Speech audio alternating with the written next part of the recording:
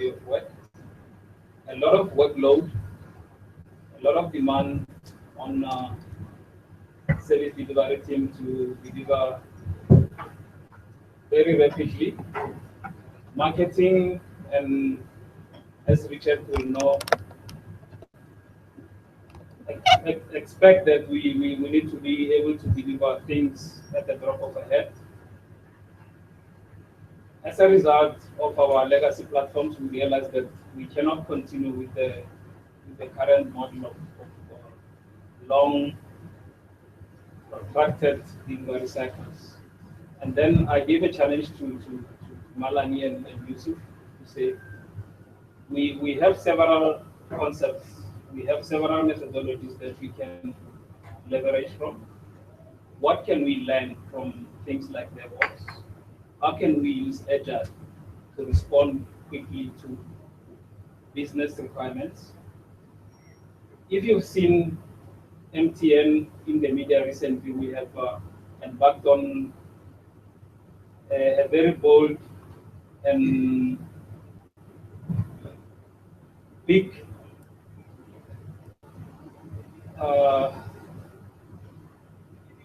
project in terms of how we want to take on digitalization. We've been challenged recently with our customer experience, and we want to overcome that. And we want to find a way of being able to continuously deliver value to our customers and improve customer experience, and at the end of the day, increase our revenues. We don't have answers right now.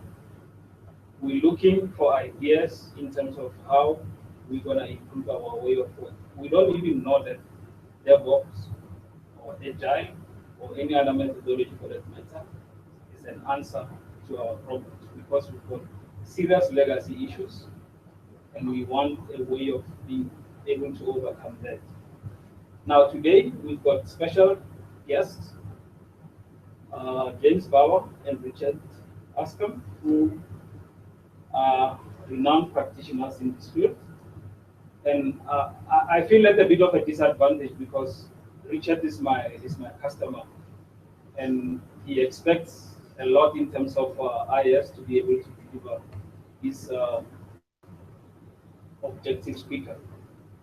What we're gonna do is we're gonna let Malani and Yusuf take us through at a very high level our strategic objectives and cover our challenges in terms of service delivery specific, and how we're gonna try and use these methodologies to achieve an improved model to deliver to our customers. So I'll now welcome Malani to cover the introduction before we call Yusuf and other speakers. At the end of this, sorry Malani, at the end of this, I've asked Yusuf to arrange for a voting bot on Telegram to provide feedback on the session. We plan to have this at least once a month. This is in line with what we want to do as part of our innovation drive. So we hope in this type of sessions will ignite the innovation in us and help us achieve our objectives.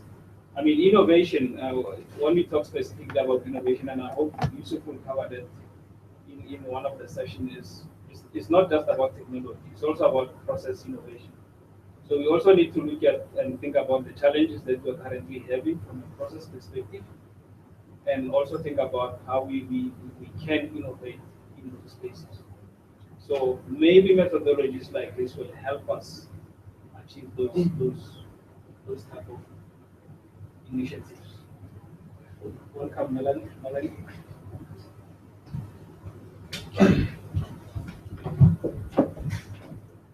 Morning, everyone. For those of you who don't know me, I'm Malini Naika, and I'm in the service delivery environment in payment systems on the bank side. Okay, so I think Jackie covered most of the objectives for today. And just to take you back, I think most of you were with us a few weeks ago. You guys don't mind me sitting. I think you were with us a few weeks ago in mid-Jan when we had our strategic session with our CEO. And those sessions were informative, they were interesting, and they were very motivating. And one of the focus areas was the strategic objectives for 2016. And I think a lot of us understood those strategic objectives and we saw the value in them. But after we left there, we didn't think about how we are going to apply it in our specific areas. And that's where this comes about. So the bottom line for all the strategic objectives, I think, was about finding a more optimized way of working. So the purpose of this session is to start a dialogue about optimizing the service delivery way of working. So the agenda for today, or the way that I would like to address this, is I'm going to go back and just quickly look at the strategic objectives that we covered. And for the purposes of this session, and considering the methodologies that we're going to be covering, I'm only going to focus on two of those objectives and how we're going to achieve them. The other thing that I want to cover is the kind of challenges that we've discussed between Jackie and Yusuf and myself. And I think what we would like out of this session is for you guys who are actually down doing the work to add to those challenges, and we're going to talk about potential solutions. And if you have ideas as well, please let's start that discussion as well. So the main strategic objectives covered in those sessions that I discussed were simplification, end-to-end digitization, customer first, operating model, and people. So for the purpose of today's discussion, I think two of the strategic objectives that service delivery can actually meet are simplification and operating model.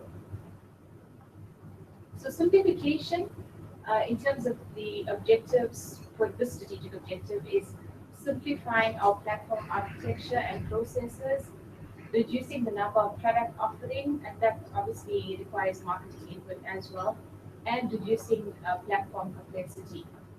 Operating model, if we have a way of working, we have a planning operations operating model. There's something that we can improve on.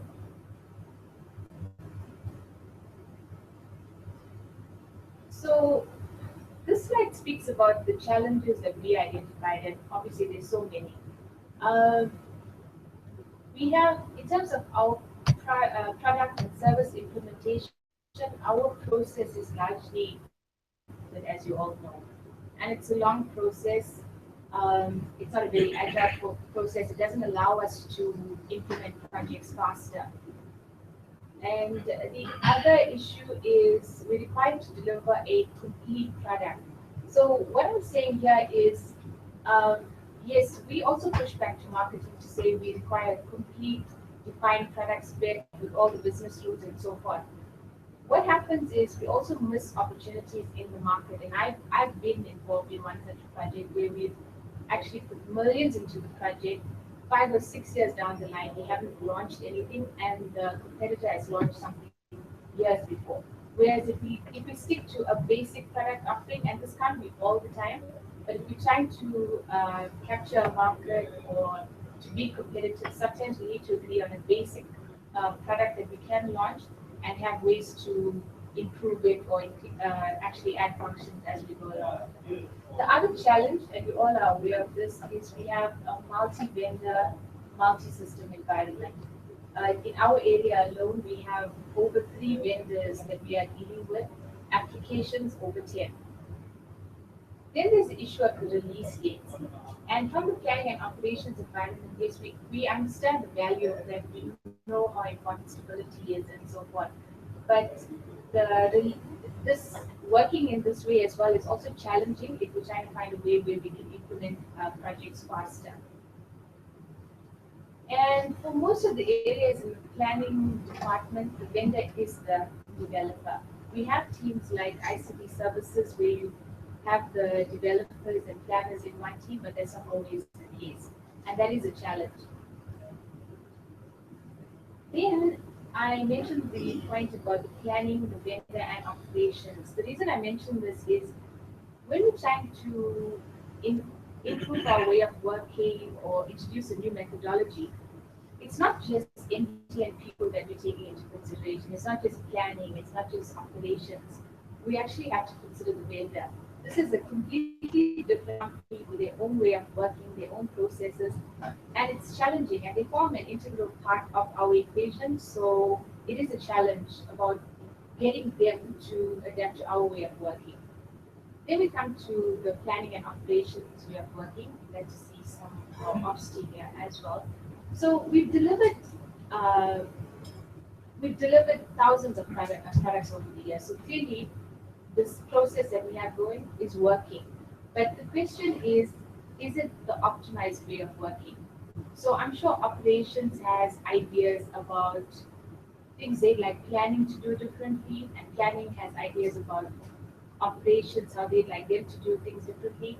And also, um, we don't want a situation where we complete our part of the work in the process and then we simply throw the ball in the operations court and I'm done, I'm out of there, and then uh, it's your part of the process afterwards. We all should take ownership of the product delivery process. On it's important to all of us. We should all take ownership of the product offering. So those are some of the challenges, and hopefully at the end of the session, there are things that you want to add to on this. So the two strategic objectives that I mentioned earlier on that I'd like to focus on is the simplification and an improved operating model. So some of the ways that we think that um, we could improve or meet these strategic objectives is to have processes and systems in service delivery that allow for more frequent changes, and that means launching products faster, fixing products faster, and that's not always the case in all the different areas. The next thing is vendor alignment. We have some vendors that are quite flexible, that are easy to work with, and then we have other vendors where we have a much bigger structured organization with all of their red tape and so on. So implementing the framework and way of working on our side, we also need to be aware and think of how we're going to get the vendor to align to this way of working. The next thing is the responsibility overlap between planning and operations. Now, I can't say that I have an idea of where that should start and end, but as I mentioned before, there shouldn't be a clear boundary of planning work ends and then operations begins. There should be an overlap. As an example, we could find ways to bring the operations team into a project earlier into the design phase when a product specification is issued so that they have ideas, they can actually raise their concerns about the implementation. So those are just some of the options. So I think most of you are familiar with Agile methodology, and we have subject matter experts for Agile and DevOps here, so I'm not going to spend too much time on that. So we're familiar with Agile, it's been around for a while, and basically it speaks to the kind of problems or that we have, provides ways to actually reduce the product delivery cycle, and also allows for closer working relationships for the whole team, for the entire team. And as I mentioned, we're still following a very much waterfall way of project management. Then there's the concept of DevOps, which I understand is an IT methodology. Now, this is something that's quite new to me and maybe to most of you as well. So it's been around for a few years, maybe since 2008. And in South Africa, I think it started getting a lot of attention maybe in the last 4 or 5 years, where we actually have companies, the likes of Standard Bank, with a program and a strategy and pushing DevOps, starting their DevOps process. So DevOps promotes a closer way of working between operations and planning. And to actually implement it, there are processes and tools required. And one of the benefits, similar to Agile, is shorter product delivery. So we have a couple of speakers today, and I think Jackie's done the introduction. And on the topic of DevOps, as I said, although it's something new to us, there is a team in service delivery that's adopted this way of working, and that's ICT services, and that's what Yusuf is going to touch on at the end as well. So I'm going to hand over to the speakers, and at the end of it, let's chat.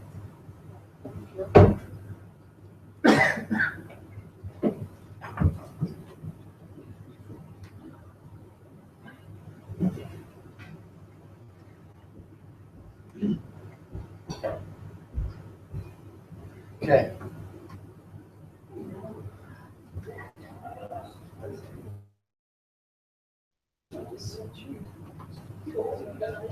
Okay, so well, Yusuf sets it up. Who am I? My name is Richard. I head up technology at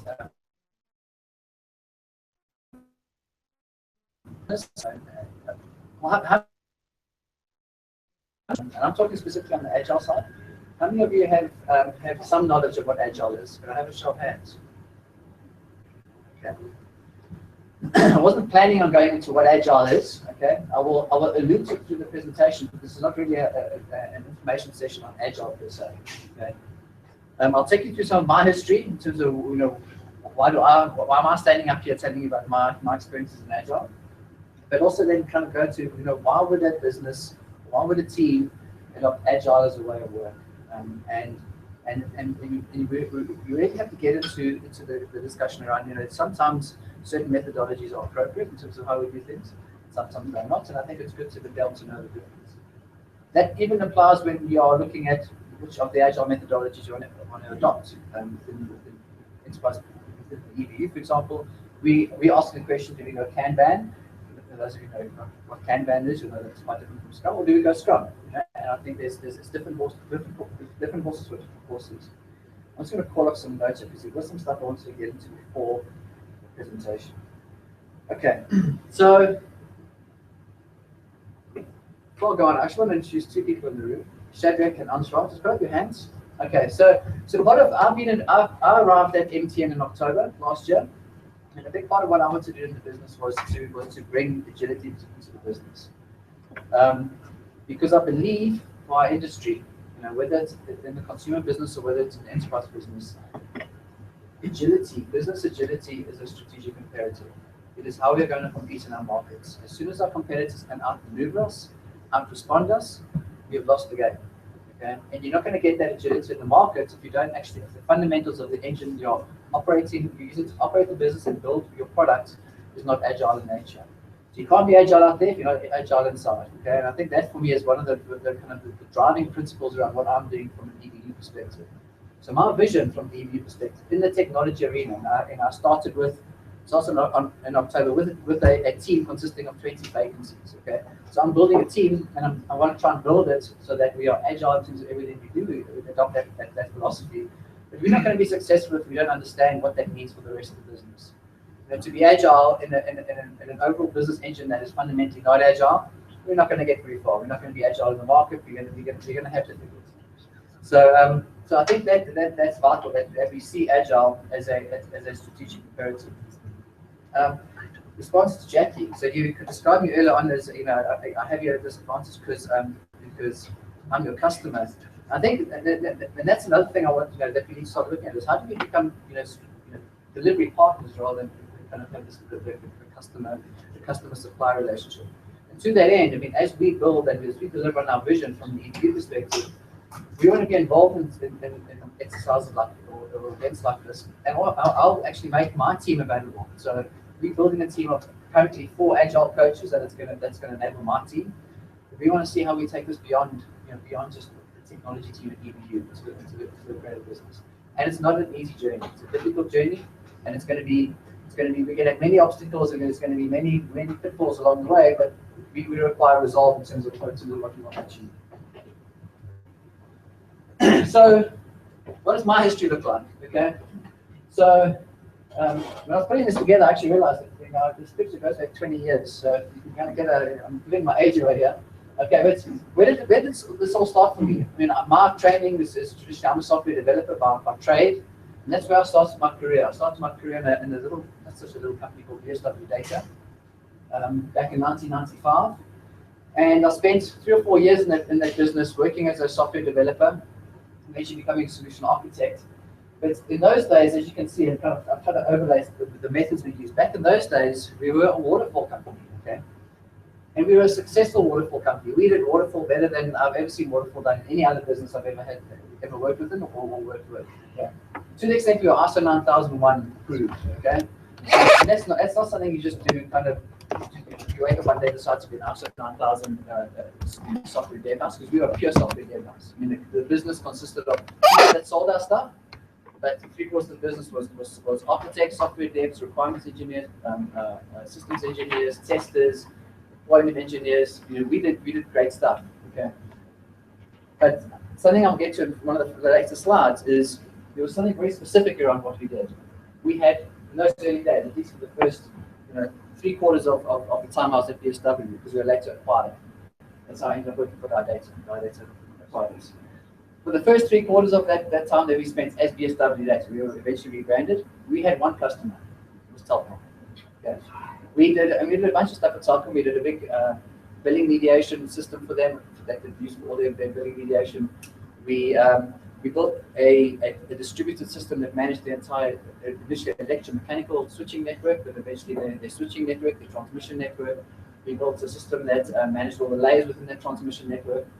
And these were big systems. I mean, the system that monitored the switching network ran on 47 servers across the country, and it was a highly distributed system. We had some really clever people working on it. All done with waterfall. All had a lot of fun doing it, and we were really good at doing it. Okay, but we had one customer, and that customer really knew what they wanted. Once they got that specification onto paper, they hardly ever changed their mind. These were all factors around why waterfall in that environment was highly successful. Okay, later on, we were then acquired by DD, as DD was what to do. That's how they built up their business. They acquired businesses. And through that, I continued my role as moved into a development management role, and again, managed teams, and we used waterfall. Okay, and we used it successfully. We were really good. It was only later when, towards the end of my time at DD, before I moved to Internet Solutions, we started dabbling in things like extreme programming, some of the rational unified process stuff, and what else was there at the time? Scrum wasn't really a thing at that time, but we definitely started going into started thinking around what can we do from an agility perspective. We started playing, and actually we actually set up some, I guess much like this, some labs where we actually said, well, these 3 projects we're running here, instead of using our ISO 9001 approved waterfall process, let's actually do some experimentation on the Agile side, with mixed results. Okay, for a number of reasons, because as I'll say a few times during this presentation, Agile is hard. Agile is difficult to do. Okay, it's not an easy solution. It's not a silver bullet. Okay? It's very difficult to do, but when you get it right, the benefits you reap are much better than the results of the return on energy you get out of a waterfall business. Okay, so in IS, once I got there, one of the teams I looked after was our web dev and our software dev teams. We went on a big Agile drive, and both of those teams went Agile, specifically Scrum, to the effect that we actually had a team of 5 Scrum Masters managing a number of projects across the teams. And that was really successful for a number of reasons. It was successful because we delivered good results. We had teams whose morale was at an all-time high. I've never seen a team so their morale at that point. In any other previous experience, especially at IS, because IS was also a very waterfall-oriented approach to how things do. Okay, predominantly use Scrum, and then we also started experimenting within the sysadmin space. What do we do from a Kanban perspective? And Kanban is another Agile methodology. That's around a 2-week iterative sprint. Jury's still out in terms of whether that was a good approach in that space, but that was something that we experimented with.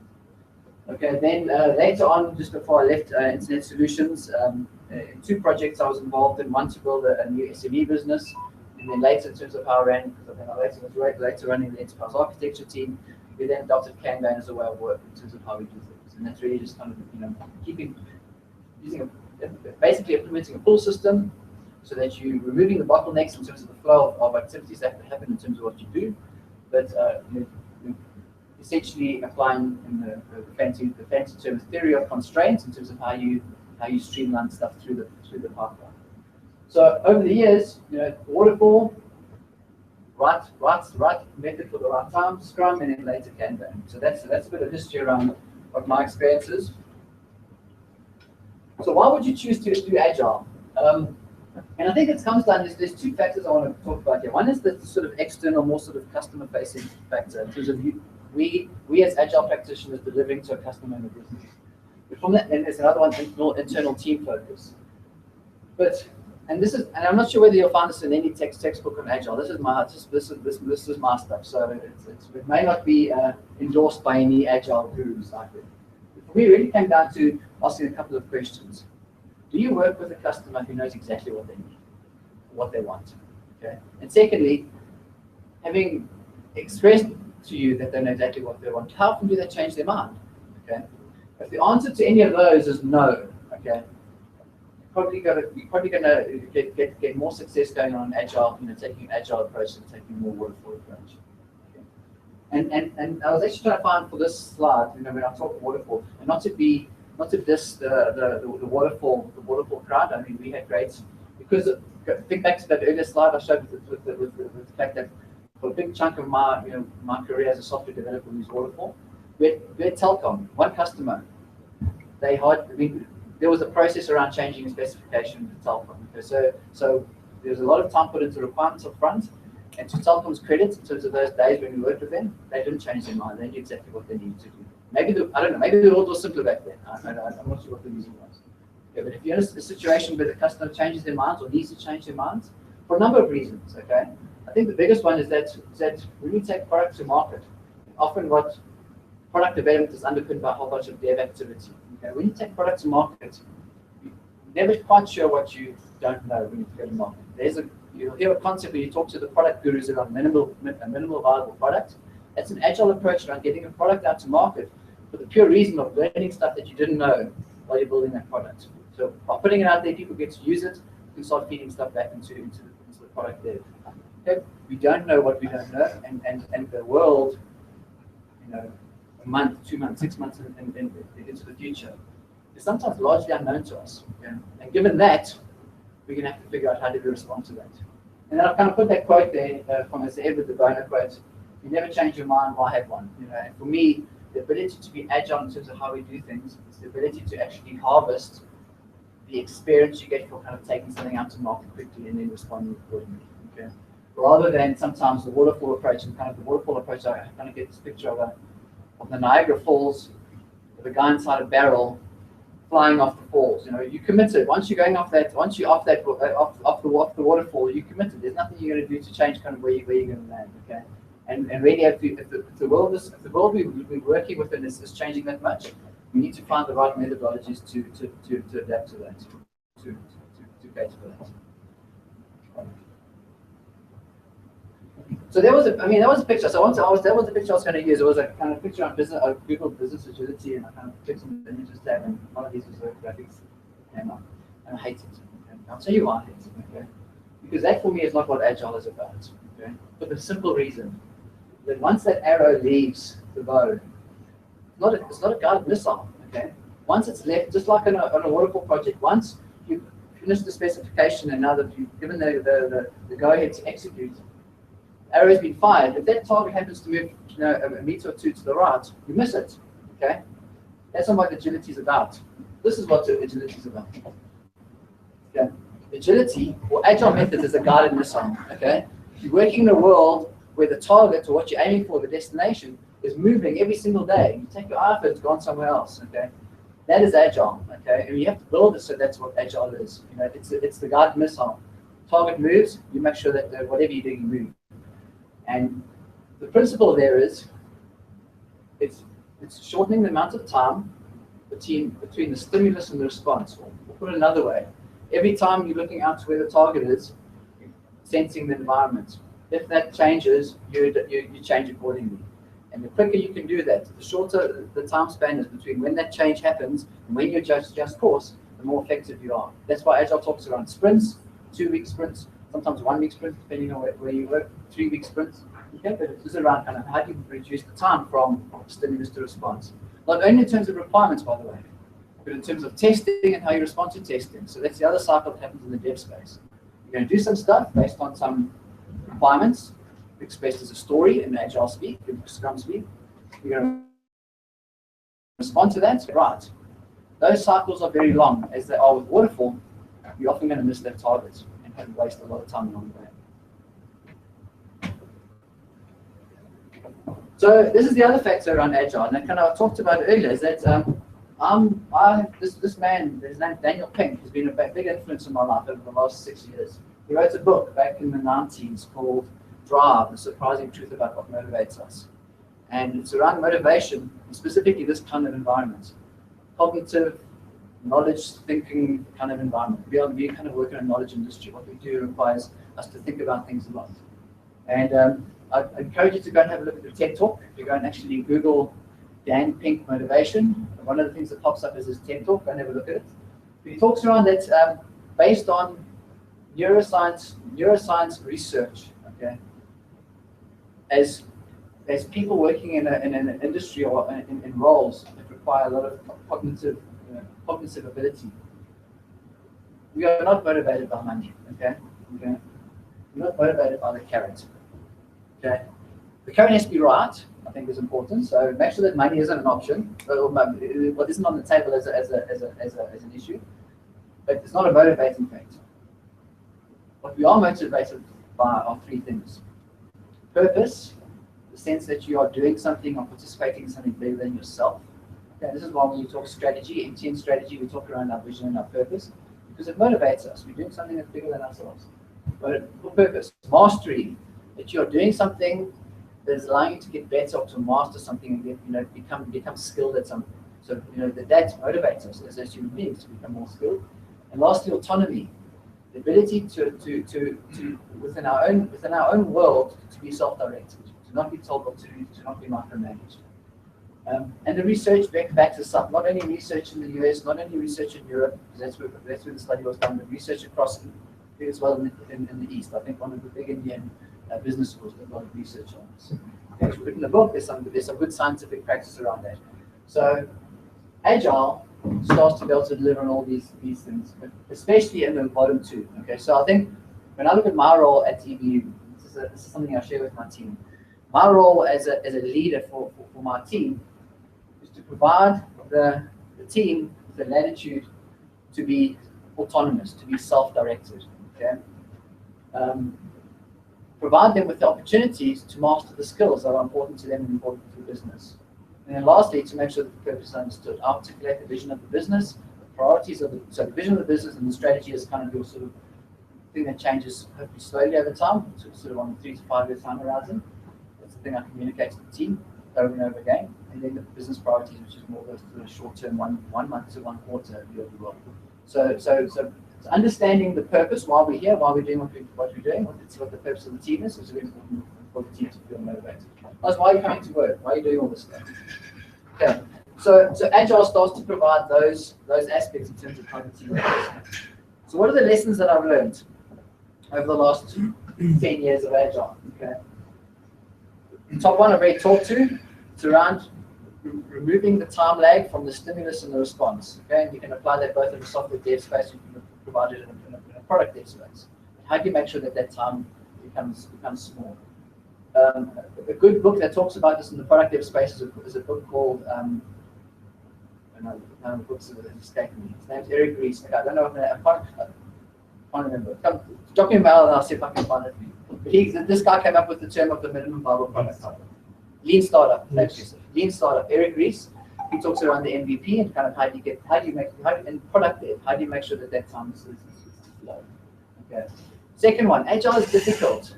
Okay, we've failed at this before because we thought it was easy. We look at the, we've got a few, we started this journey in IS, and even when I was at BSW, we got a few books, and we went, this looks awesome. Let's go and do it. But the practice of doing it, like with anything we do, when we do complicated stuff, that's what we do. That's why, that's why it's not.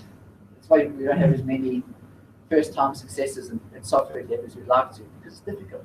Okay? Agile is difficult. Okay? But done right, it yields a significant return on effort. So the effort you put in is the result you get back. Okay, but those two, you have to think about those two together, because first you have to get it right, which is hard. When you get it right, it actually yields the results. High-performing teams are happy and motivated, and I think this is what I can't stress high enough: is that motivation is the fuel of the team.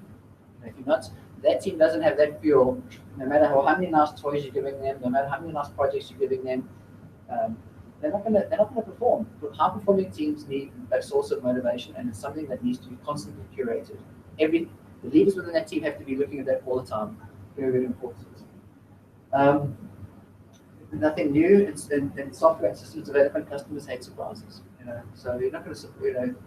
The surprises generally tend to be bad ones, and an agile way of working starts limiting how many of those surprises are coming down the line. And there is no silver bullet. Even in the agile space, when I was recruiting for agile coaches, because that's the new term, right? Agile coach. They're not called scrum masters anymore. They're called agile coaches because there's many agile methodologies. But I think the main reason why we don't go out and hire scrum masters these days, but rather agile coaches, is because of exactly that. There's no silver bullets. And a number of people that I declined when I was interviewing were the people that would come. I'm a Scrum practitioner. Scrum is the way. Scrum is the only way. We are very sort of, no, that's not going to. That's not how it's going to work. In fact, James mentioned something to me. I don't know which of your customers it was. He talks about being agile about agile. We have to adopt the approach of saying that there's no silver bullet, and we have to figure this stuff out as we go along.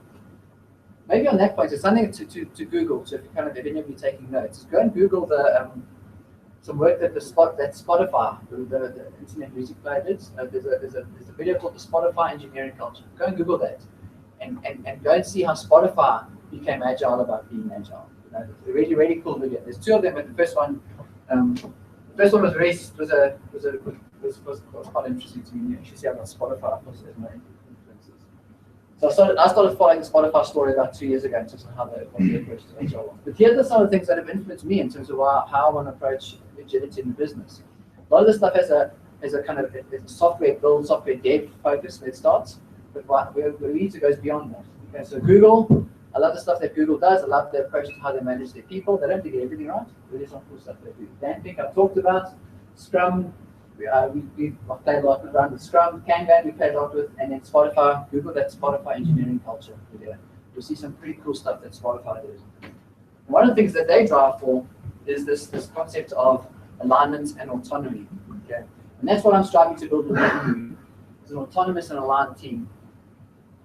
I'll leave you to kind of figure out the various combinations, but it's just kind of talk. Low alignment talks to, does the team all have the same picture in their head in terms of where we're ultimately going? Okay, that could be strategy, that could be team purpose, that could be team strategy. Okay. If the answer to that is no, the team doesn't know where we're going. Okay, and there's low autonomy. In other words, or there's the autonomy is low. There's going to be there's going to be confusion because what are the team actually doing, and they're going to be over-directed. If autonomy is high, but we don't know where they're going, then again everyone's going to be doing their own thing. Where we're going to be aiming for is that we wanted the team to be self-directed. We want to know what the ultimate goal is. So the team knows that something has to be done. They know it's important. They know that, and they say it's strategically aligned. Okay. They'll be given the latitude, this autonomy, to actually go and solve that problem themselves. That, as I mentioned in terms of the damping research, that kind of leads to a more motivated team, a team that actually builds out in terms of their mastery and allows things to get done. So top right quadrant, high autonomy, self-direction, high mastery, high alignment is the view I'm taking in terms of the team. It's 30 days yet, we're only kind of 3 to 4 months into building the team. We're going to see how that works out, and I'm happy to come back 6 months from now and let you know how it's going in terms of building that team using that philosophy from an engineering perspective. So, I mean, where am I going with this? I mean, so I think I alluded to some at the beginning, but for me, I'm really around exploring and, you know, how do we promote an agile culture within MTN specifically, and initially MTN business. Okay. So I'm starting with my team, and I'm obviously bringing in expertise because I'm just one person. I don't think one person can really kind of. I think I have lots of blind spots if I'm looking on my own. So that's where Antoine and Shadrach play a large role. But I was afforded a very good opportunity. So at the end of last year, Greg Hatfield, who heads up the product team at MTN Business, came to me and said he wants my team to help him manage the product dev process. I don't think he realized what my hidden agenda was in that space, because I grabbed that opportunity. So what we're going to be doing is actually building out the capability to manage his product dev process.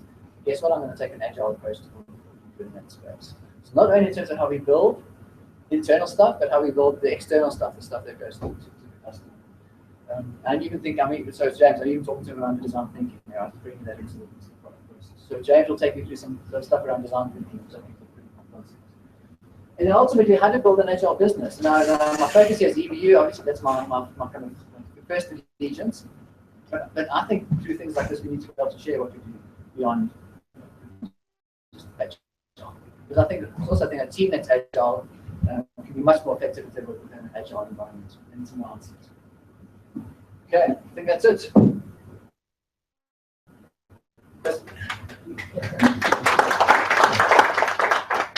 Any questions? I don't know how we're probably running a bit on time. Over on time. My question is good, but what you see as major constraints when, especially on the systems side, when the people side I can understand you have to work on the people, but when you have legacy platforms that are platforms has never ever been a contributing factor to building Agile. Never, and we dealt with the initial, when I was at BSW, when we started playing around with Agile.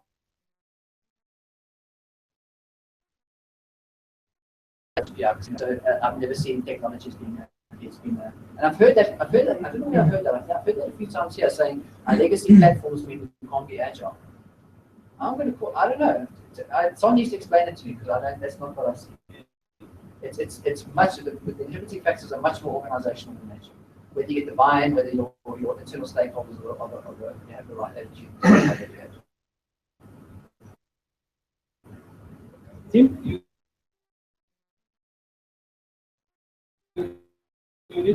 probably find that some of the legacy systems will be okay for Agile, mainly because they're built in silos.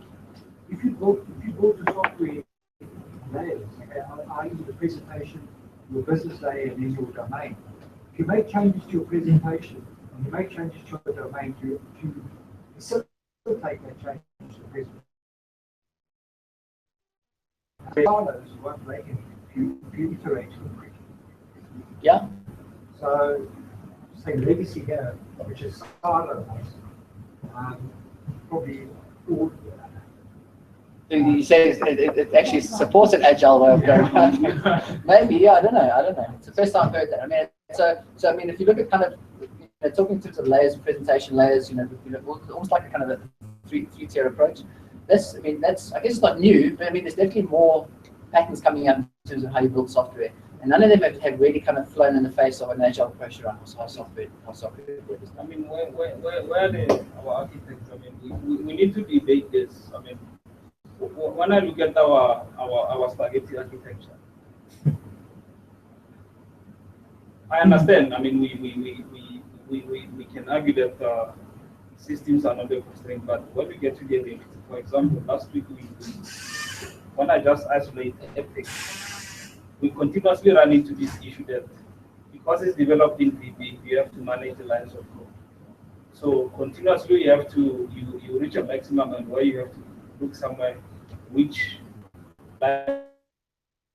you want. No. For me, I see as that if there's a constraint, and I'm looking for how are we gonna go over this constraint. I'm not too worried about the organization.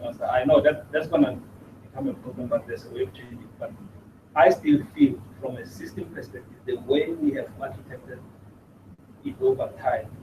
It's definitely something that we need to look at as a constraint. And if we can find a way around it, I think we can be much more. We haven't done our architecture in a sense in such a way that we can wrap it and abstract it so that we can build on top of it and a layer that allows us to develop quicker and faster. We haven't arrived at that. I definitely feel that I've just spoken very other system that we keep investing on. How do we get around? If I give you an example of the release cycles, that we're talking 3 to 4 months release cycles, just to do. You have so many multiple questions to do this, like you said, you do a change on this one, break others. So I think one thing we're trying to answer here is how do we navigate around this process? Release cycle from the product release cycle, and in the space to do that, is scaled frameworks called, like, for example, SAFe. We have a release train, and we have at a product level versus what gets released at a sprint level. Just because something gets the workable piece of code, package of code gets delivered at the end of the sprint, doesn't necessarily mean that goes into that's getting out into the wild from production. There are ways to get around it, and I sincerely don't believe that. I'll take you on that challenge. Okay. I'll take you on the challenge. As you are putting our demand pipeline for the year, let's look at how we're gonna. Yeah. Any other comments, guys? The legacy system. We know it's legacy, it's only us. Why don't you invest? Knowing that. It's a very good question, and I'm open to answering it. There's obviously there's is currently operating. We get a directive from the intent of the standardization, so we're trying to align to it. If I give you an example in terms of we're charging in terms of routine, we've just done CS6, now EMA and CIS, etc. They say there's a platform, there's a group project called Orbit, which is going to outside. But then you need to continuously ask yourself, is it going to revolutionize the way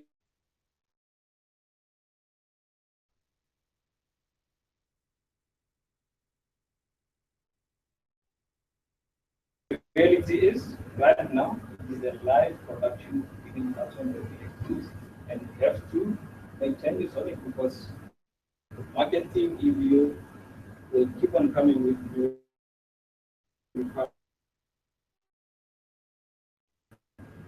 So I think we'll have to do it.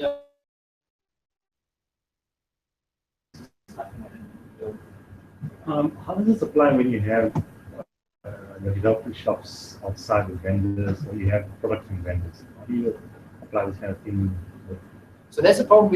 That's a puzzle we still have to crack. And I'll tell you, but it's not, for us, it's not even about external. It's a big part of, I said to Jackie earlier, we see MTNIs as our delivery partners. And I'm trying to set up an Agile partner that doesn't use Agile at all. We're trying with that. We try. And it's not great to see this kind of stuff. But that's a puzzle we still have to crack. When it's with external partners, it's a lot easier because you can segregate it out a lot simpler.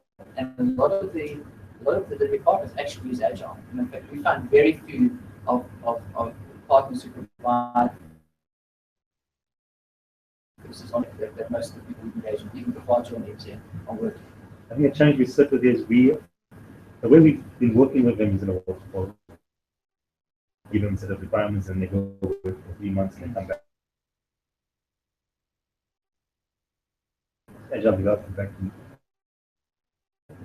we haven't engaged with them. So you can look at the scaled Agile, or the sort of, which is based on the national unified process. But scaled this. So Scrum is this concept of Scrum on Scrums, we have many teams that do work, that contribute to that.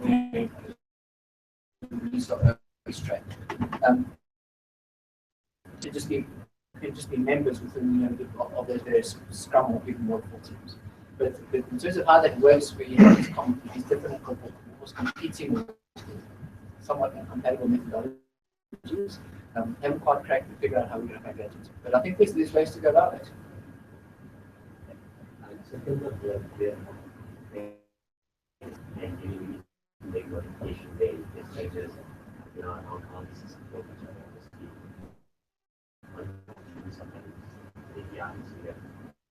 you can't make a change in the system, which you have a system as it gets. And so on, isn't that? That could be our silver bullet. Make a living services. What, 15 minutes of development? The question is back there. Yeah.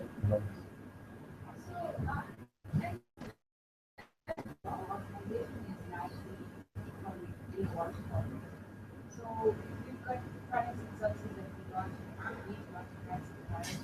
So where do we start? Do we start with the from concept with one project? How do we start that agile way working? And which areas are going to start with marketing and office? I think it sits in product, and in terms of a kind of a product approach, I think James can touch on it in terms of some of the design thinking, which I think is some pretty cool stuff. I mean that's the challenge, is that this change is best made when it's made across the entire organization, and that's today, in all honesty, is impossible to do. We're not going to be able to do that because we have to figure out how do we take the business. But definitely, I think if the more strongly this can be driven, how we take product to market, because that's where I think for this business where the sweet spot is. If we can get that right, and see how that feeds back into how we build internally, I think that's where we're going to get the pull through. It's tough. It's not going to be easy to do that.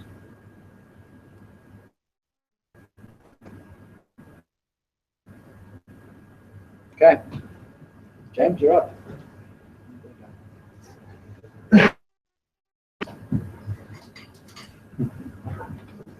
Everyone wants to stand up or go somewhere, take a minute, but I'm up next. But yeah, Okay, so we better leave. I'm going to say anything to this.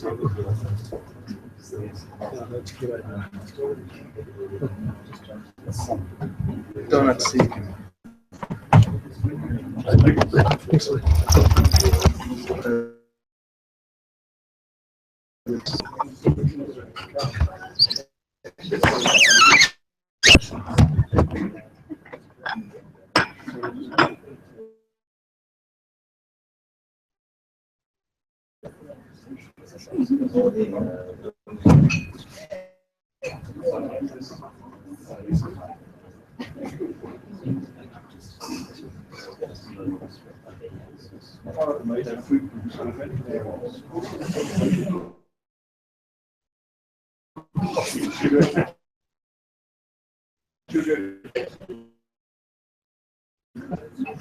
Huh?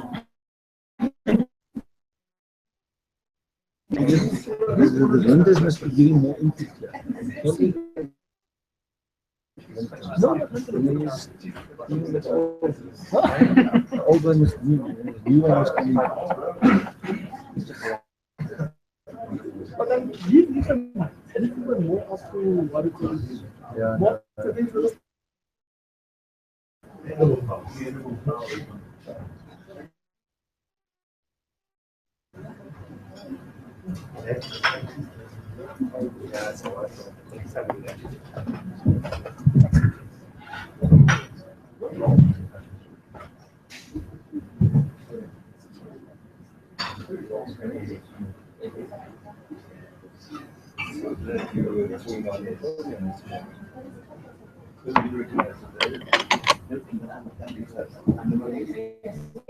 Yeah.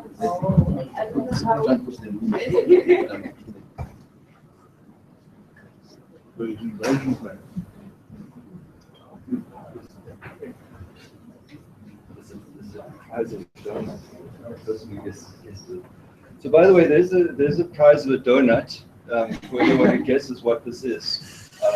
Yeah, we'll collect your answers in a couple of minutes when everyone gets back.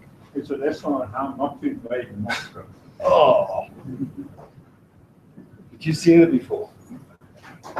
No. Any other guesses? I'll go that one. You're not allowed to read the French. But.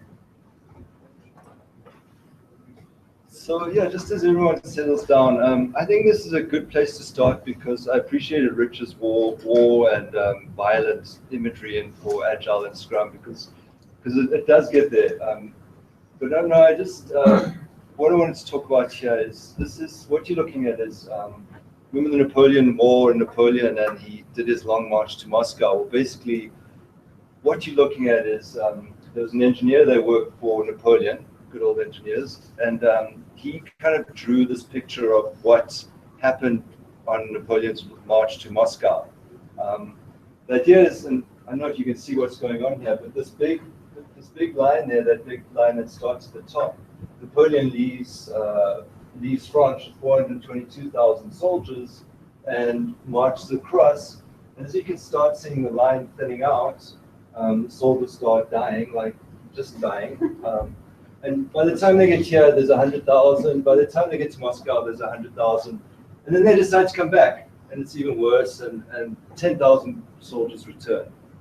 So why I feel this is important is in our planning role and our role at MTN, we're often faced with like coming up with a future. And like Rich pointed out, the future is quite hard to perceive. And if you kind of think about, well, something I heard, which I believe in, is like 90% of what's happened in the past was unintended consequences. I mean, we go around thinking we're nailing the future, we're not. Most of what's happening is part of this process of chaos and things that are emerging out of that process. So when you're planning, it's quite difficult to envisage the future. Why I wanted to just show this slide is I think we're in that process of trying to see the future, and where it helps us to draw a picture of that future, get sign off, and then march, hopefully, onto Moscow when the weather's good. And some of the things you might want to talk about is, let's not leave at the end of summer so that we start getting winter over here. And as you can see, temperature starts dropping. Now we're minus 26 degrees Celsius, now here we're minus 30. As it drops, the line gets thinner, and you see these major breakpoints, like we're crossing a river there, so the line dropped even half. Over here you can see a great example. We had 50,000 soldiers going in. We tried to cross the river, and 25,000 didn't make it. But I'm not saying that's what's happening at sorry. French people can't swim. Yeah, and I'm not saying that's happening at MTN, but I'm just saying it helps to draw a picture of the future and get some kind of alignment and yeah. So just what I wanted to talk about today is really something called design thinking, and so my background, I'm with IBM, and we're part of the IX team. We're part of a design studio. We're not really, IBM's quite a big company. We're part of the IX studios. There's 23 around the world. We're the Johannesburg branch. The next one's in Dubai, and we're really trying to work with IBM also to try install some user-centric design methodologies and some design capability. So one of our big methods that we use is something called design thinking.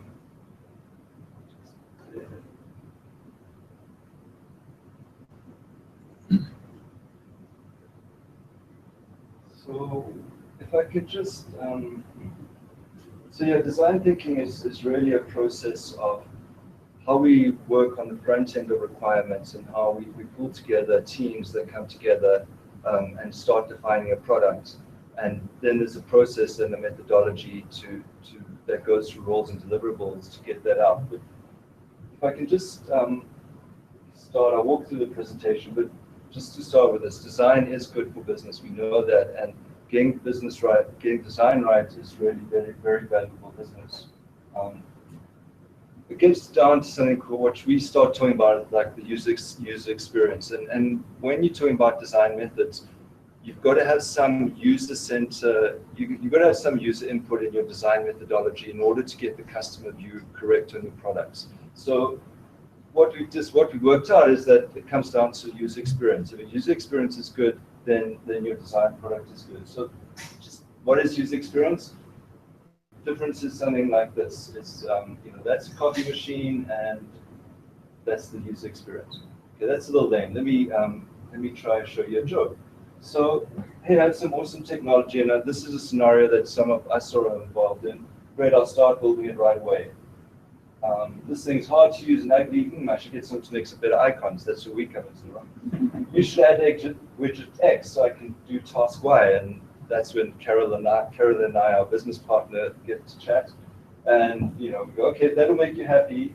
And oops, sorry. You should add, okay, and then I want feature Z, Y. Sure, we can do that. And that's me on the Friday afternoon and Colin. And I'm sure a lot of other people in this room going, yes. So essentially, design thinking is trying to mitigate this, and its background comes from California, San Francisco, that area. It comes from IDEO. It comes from some of the practices and methodologies being used there. Google's using this. Razorfish is using it. A lot of companies are using these kind of methods. So let's get into what is design thinking.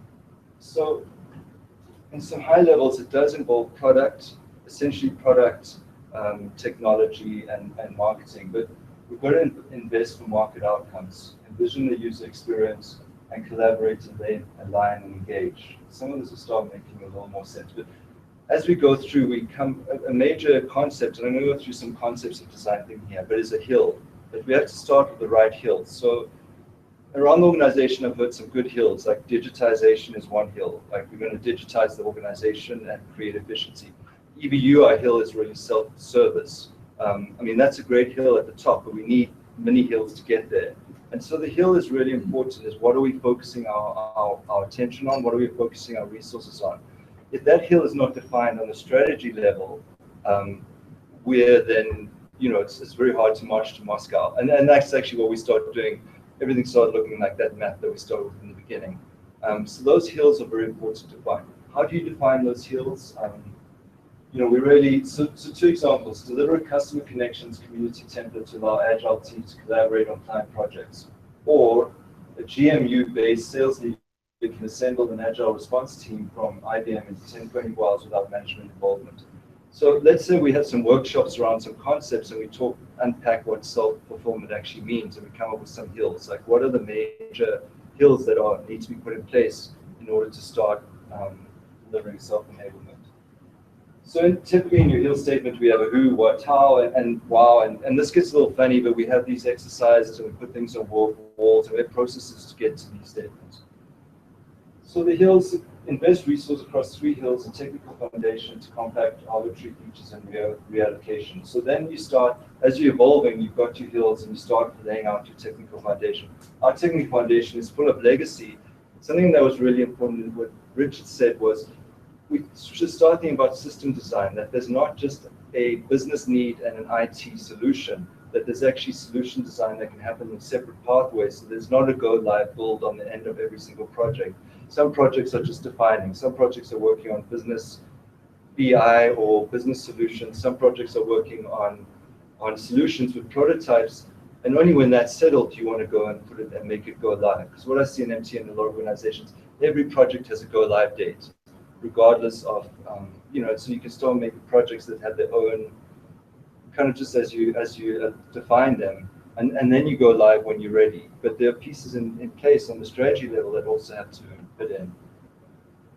So sponsors, you should bring a team deep domain expertise. So how you, so now we're getting to build how you do it. When we kick off a designing team, we'll get 5 people, products, we'll get a cross-functional team together. And we'll get your engineers, we'll get your marketing, we'll get your product owners, we'll get your IT leaders, and we'll brainstorm through a day, 2 working sessions, and we'll come out to work some of this. And in that team, it's very important to bring your responsive users along.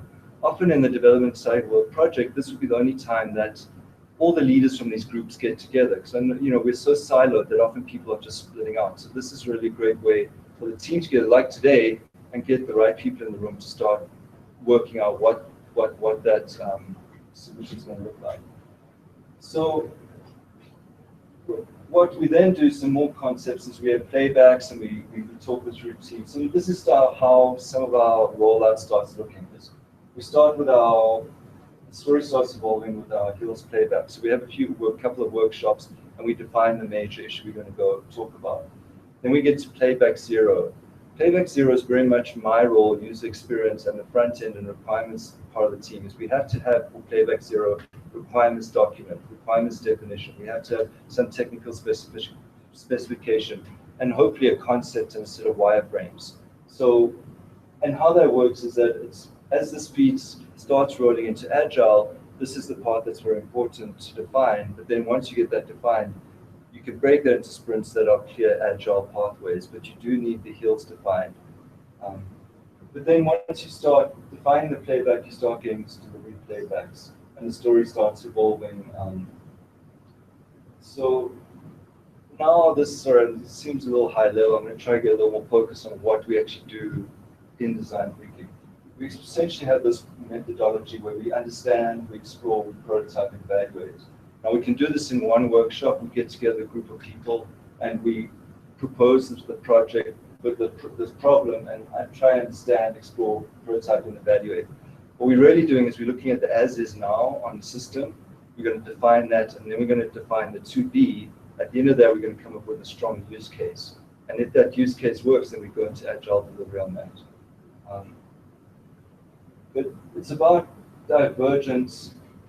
So we have some steps that we go through in the workshop, but it's about creating personas and as-is scenarios. So we try and understand what's going on right now. We have a persona, for example, with the phone return from MTN to Transnet, we speak to the agents as our customer personas, and we understand the customer journey as we go along to understand all the touch points that we need to go. So that's part of the understanding. The exploring is to start generate to-be scenarios. So we start throwing out blue sky, what if scenarios. Then we start converging, we generate wireframes and we converge on a prototype that we can evaluate. And that's part of the main process is this kind of thinking of getting things to a prototype and then being able to evaluate. At evaluation, you go into are we ready for playback zero? So this is really a process that involves all these three people, product management, design, and engineering. And the sweet spot in the middle is the user experience of your product. It's very important that these three groups, and I know in MTN, like a lot of organizations, we're quite siloed, and I think that was Richard, what you were getting at a lot was how to get these three groups together. And our proposal is monthly meetings on the roadmap, trying to close the gaps. And also just trying to, some of the other comments was getting a place where you're working in a small way, like in the EBU group here, before we try to take it out to the big MTN. Get to practice and iterate. So we really, a lot of this is about brainstorming, especially in the beginning of the project, and that was those first few pieces we saw. How we do it, we create documents and deliverables as our journey, and we can do this over 1 day or 2 days or a 3-week period. But we create stakeholder maps, entity maps, scenario maps, story maps, wireframes. We even could go to a technical prototype and we get feedback and prioritization groups. So we have a bunch of techniques and solutions that we walk you through a day. We do a bunch of exercises with that cross-functional team and we come out with a strong solution.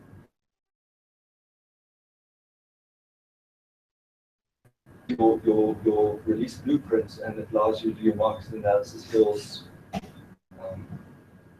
I just wanted to go into some of the responsibilities and roles in the team. So product management is really understanding the market opportunity, project definition, design is user experience and functional design, and engineering is technical design and implementation. So when you look at this, the deliverables, we do need, we need these pieces that come from different sections, like strategy. We need a release blueprints and hills playback on the strategy level from our business leaders that we can deliver on. But then generally the designers will provide these kind of deliverables, and then once that's defined, code can be executed. So really what you land up with the design thinking kind of project is you've got your hills playback that's defined workshops. You get to playback zero where the team agrees that you have a go, at least something to build towards, and then you start putting that into sprints, and you have these playbacks, go to ready market. You have go to market readiness decision checkpoints, and then you have product release readiness assessments. So now the point on that is just that we can diverge. So we've got a linear pattern where we can diverge, and it allows you to catch up and recheck and close the design gap with internal review within the teams. And at some point, you're taking it out to some end users. We go to Transnet with our products if we can. We get their feedback into the loop.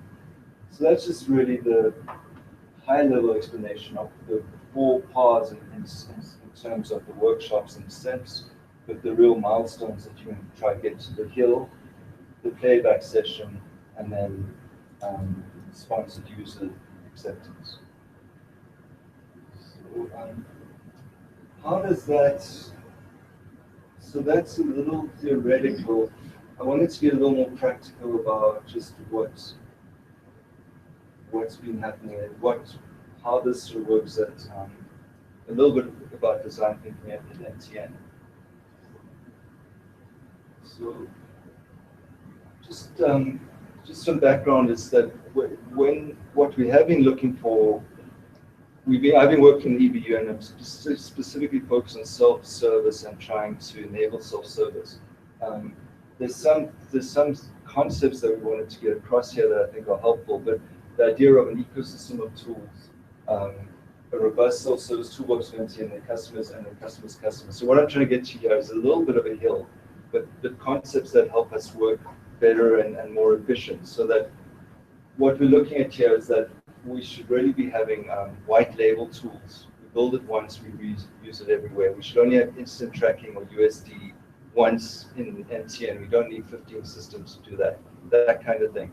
API driven, I know we said it's a wish list, but like that kind of efficiency that we need to work towards. And when we're building and delivering, we should be thinking of an ecosystem of tools that work together. There may be 10 tools that the entire African enterprise need to be self-serviced with, and that should work across all customers. So that's part of the responsibility is funding projects and delivering them. And maybe we should, and this is a bad concept to throw at this group because we code this here, but maybe the point is to design and try not to touch any code, is to try to design solutions that minimally touch code, because I see a lot of, let's just change the code.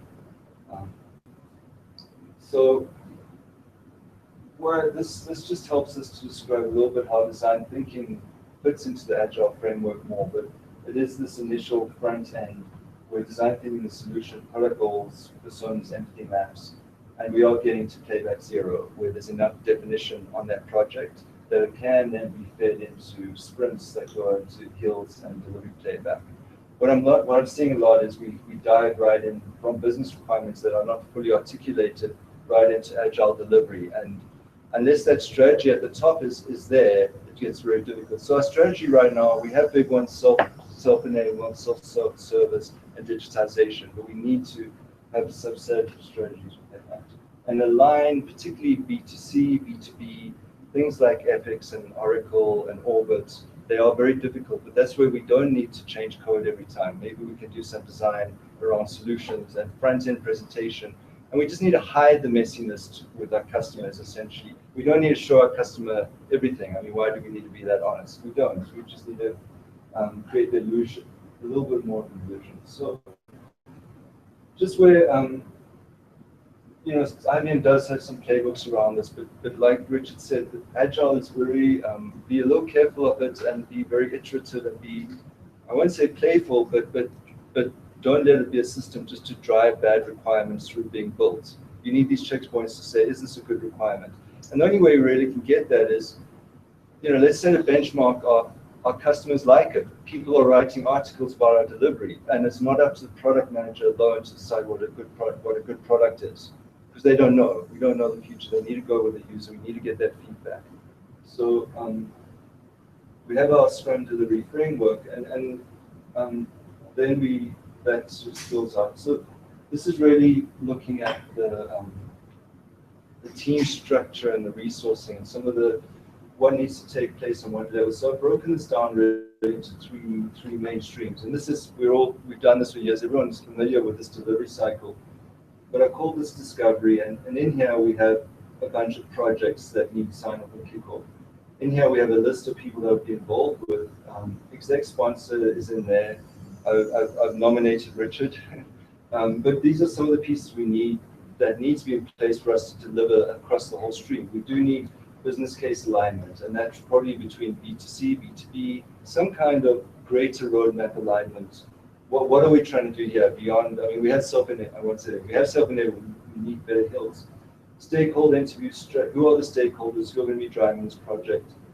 What is the strategy? And that can be defined by people like such as UX people, product definition people. But we work with the team, and we can only really get that from the business owners. What is the concept and what is the high-level wireframe? So we like to come out of this stage with that work done. There must be a concept, high-level wireframes, and strategy in place. And the players in that is IX strategy, marketing, business, IS, and IT. Then we go, once we have that defined enough in terms of specification, then we can go into planning. So what happens in planning is information architecture, user flow, wireframes, creative productions, text specification, high fidelity prototypes, and the front end is basically completed. Now, it still asks you to consider, let's not even have a go-live date at this stage. Let's have internal screens that are end-to-end in a point where we're saying, oh, we're ready to do this because it's ready. Instead of just everything has a go-live date and we're not quite sure if our customer is enjoying it or if it's aligning with the strategy. But once this piece is done, and this is where we've introduced the IABM, IX Creative Delivery Team, and it's sort of shaped a bit like this. There's a UX lead, there's creative, there's dev front, and there's dev back. So we have some developments on the front end, but we're a self-team that can deliver the whole stack. Then that goes into production, and that's really where it hits dev and Yusuf's group. And right now what we're seeing is the business requirement comes straight in and goes right into production here, and the dev group tries to start working with it without this whole flow being signed off. And that creates a lot of chaos and confusion.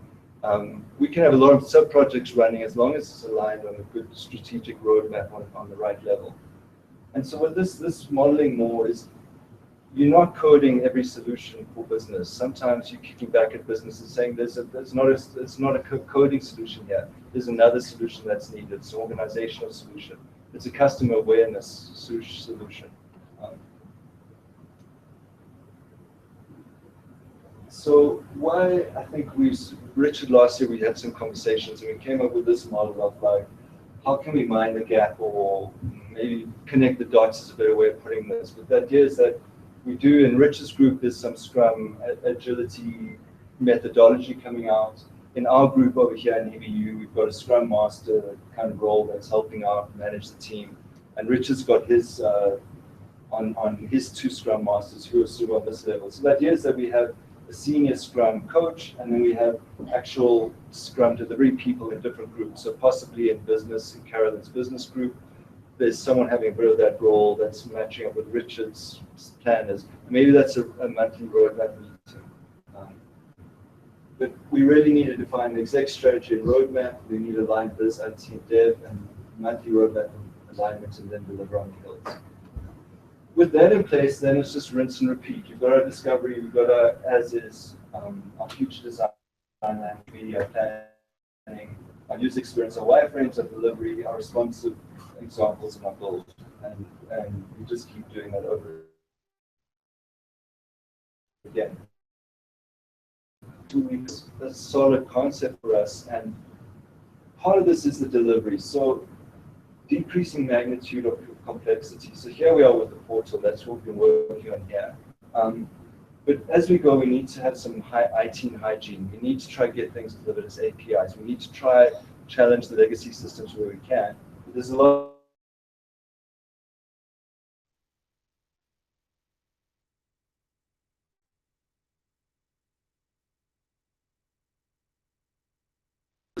we have to be responsive in our mandates. We can give all prices. But the build is priority driven, and it's facilitates system readiness, developed, rolled out, and digestible incremental advances. So this is also part of the ecosystem of tools, and agile delivery is not overwhelming. Your dev team, your marketing team, find a small piece of work and deliver it effectively, iteratively, and roll it out. And I think that's the essence of agile, is breaking things into small pieces of work. But as we go like this, we'll start seeing like, oh, at tool 3 or tool 2, we do have some API strings that are allowing us to move more freely with data and that kind of thing. And also we get the chance to, with MVP, when we buy the product, we get customer feedback in. So by the time we're at tool 3 or 4, we actually do have a guiding design practice. Other very good principles we should think about is build once, reuse, if we can. Just build it once. Your customer needs to be using the same tool that Richard and internal people are using. Is the challenge. And if we do that right, we know that we've got the requirements right. It's simple. Simplicity we're really looking for here. White label, meaning vanilla, meaning it can be reskinned easily, meaning it can be used in many places. API driven, if possible. And really to try get away from thinking about the system. And I know we're IT, so we're just all about systems, but we have such that view of we're so hobbled by the systems, we can't move beyond them. Like I feel there's other ways around that, but it is such a valid concern with orbits and these big things. So yeah, I'll finish off here, last slide, but this was just a bit of a roadmap where we are now. Phase 1 pilots. This is what we've been doing in the EBU, in the portal space here. We've been trying to work out what is Agile strategy and delivery team. We put that in place, successfully applied to pilot project, brown bag, Agile speaker series. That's the first one today. So those are some of the goals we put in place for maturity. And I won't say we're in France about to go off to Moscow. I'm really excited. But we could be. So that's why our maturity is not very high right now. Phase 2, we want to show that we can deliver a project successfully. And this is our approach to MTN is don't go for change the whole kit and caboodle. Try and get one part right, like guerrilla warfare, get it, join the dots, get it, and start getting some playbook and material and approaches. So phase 2, we've got our methods and design in place. Some of the outcomes, successful delivery, improved process for EBU dev. We've perhaps got our roadmap in place. We have alignment and roadmap at that stage. Phase 3, we immerse the delivery team is integrated into enterprise. We're moving away from portal team, we're moving some of the EBU projects, and we're doing additional projects. So phase 4 is handover. MTN teams deliver by themselves as playbook and workshops. Outcome. So, sorry, that's a little. Phase 4 outcome is South African people are writing about MTN's process. I think we need to have hills like that. If we really, not crazy ones, but just that if we do start and acknowledge our immaturity in this space, I think we can move incrementally up. And if we have outcomes that are a bit like that, using this group to just deliver one little project correctly with the right documentation, then rinse and repeat, we can move towards outcomes like, oh, people are writing about us. Press is saying MTN knows how to deliver innovation. So thank you. That's all. Any questions? James, is the concept of hills, is hill 0 the same as minimal viable product or not? No, it's a little before then. It's Before. Yeah. You'll have a workshop and you'll go through as is to be, and you'll come up with probably a set of wireframes or a prototype definition that you can then start an agile plan from there to go into production. So that the MVP will hill 3, playback 3. Sorry, playback 0, playback 1, 2, 3. But it allows you that first hill to really define that project. And if you do it in a workshop over 2 days or 1 day, there's a lot you can really define up front in that high level. Even if it's just a line in the sand, that allows you to move forward. So, so hills are kind of like requirements, like playbacks are kind of like levels. Yeah. And playbacks are milestones as well. Because there's And in the workshop, you want to get that team together that can really deliver those requirements. So product managers, people experience, SME people. So that's where you get your better hill.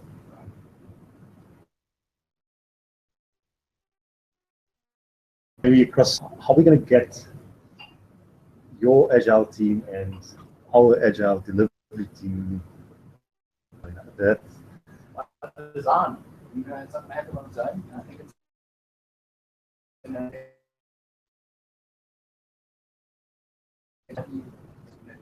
the only way to do that is schedule that time in our busy down. So it's by design, it's not going to happen by accident. So that's the way it's have a plan. Yield some outcomes. And then after those outcomes. Monthly meeting. I mean, this is the first one, and we keep going. I mean, it seems incrementally we must close the gap, but we're not going to. Yeah, and the challenge we had in James and I started talking around this when we were in last year. My challenge was I did not have my team on board, you know, and now that team is growing, that means that we have to report it to scale, you know, while delivering. And I also think about how we can change the world.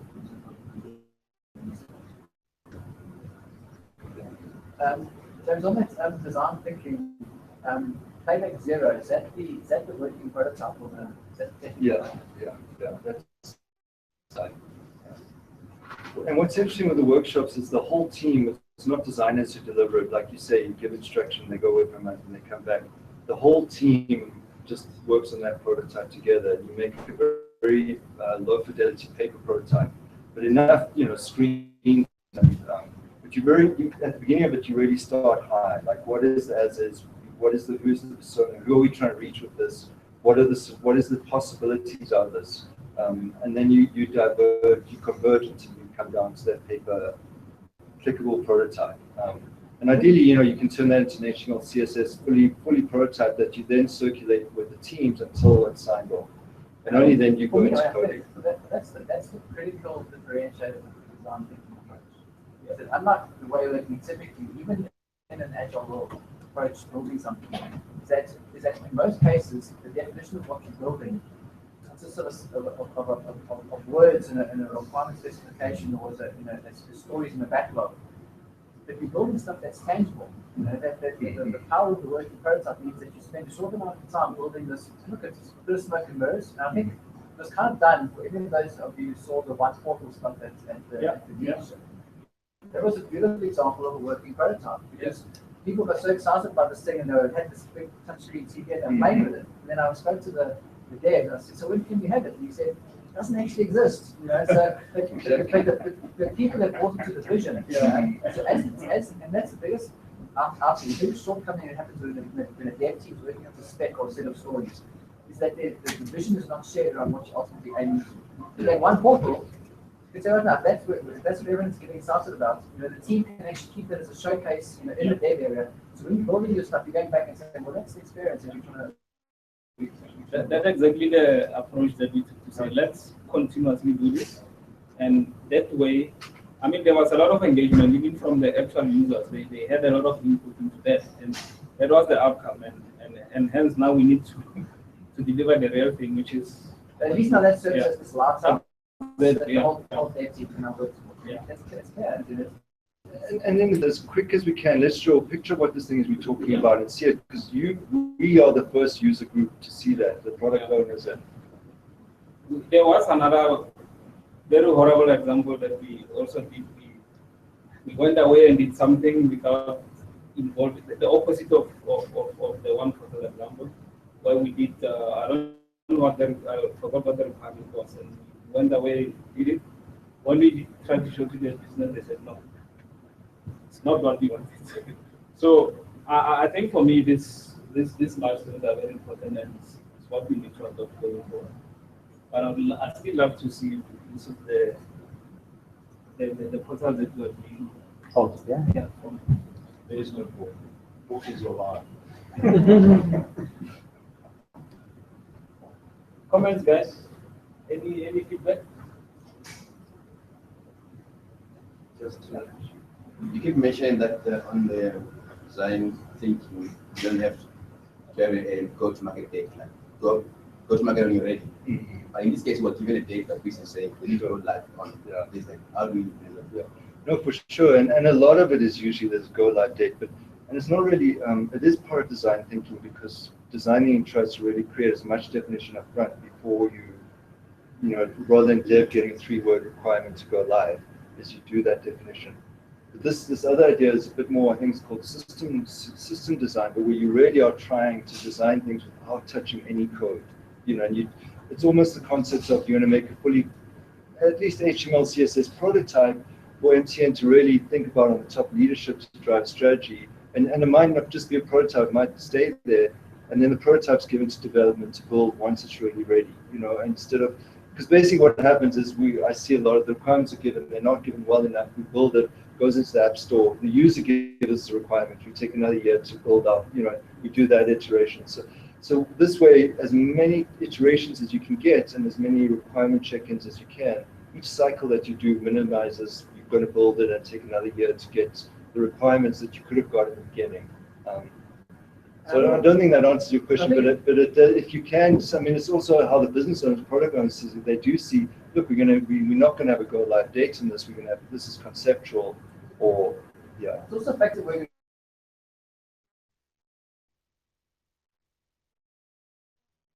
engage. So the requirements, it's team talking. Okay? But if you think about it from a design thinking perspective, if those build teams are involved during the conceptualization of the product, before you even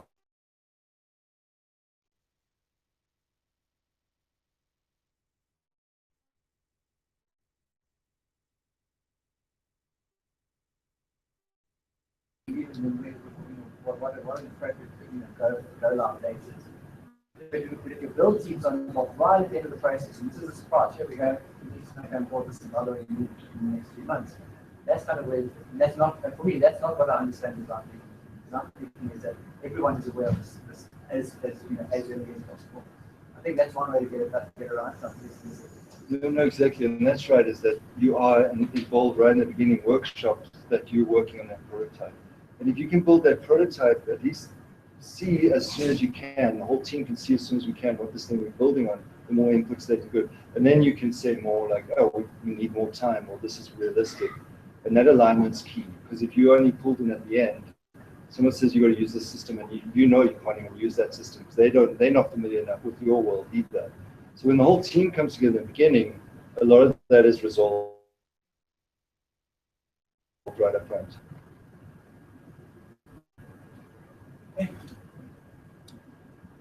Thanks. There was a question, last question at the time. No. I think, Yusuf, you can give us your... Cool. So my name is Yusuf Mai from ICT Services. So I'm not going to spend. I'm hoping just to kind of tie up all the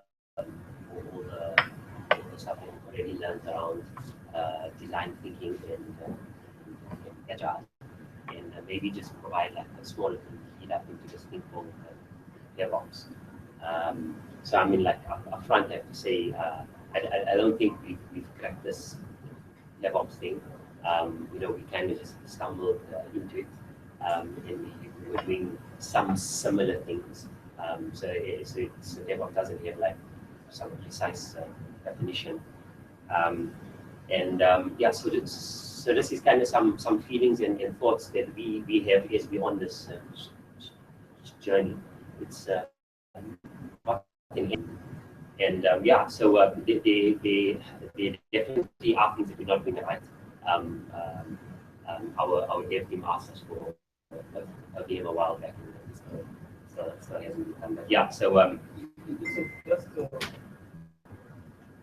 interrupted. Can we just input this vision for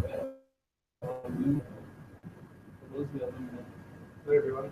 Sorry I'm a bit late. Yeah, quite like this initiative, by the way, is great. And I was about the other day, and hopefully we can have this more regular. So we're back on track, because I think this is the place where our brains can get enough relaxation into the policy. Thank you very much. so how can afford the coffee and I don't know if you can mention your coffee, it's very important. So I can't see, but I hope the coffee is otherwise we'll get it next year. Maybe you ask. Yeah.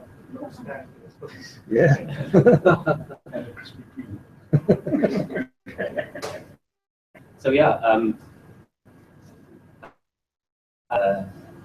if we think of this product development process, and that's kind of what Indian does, right?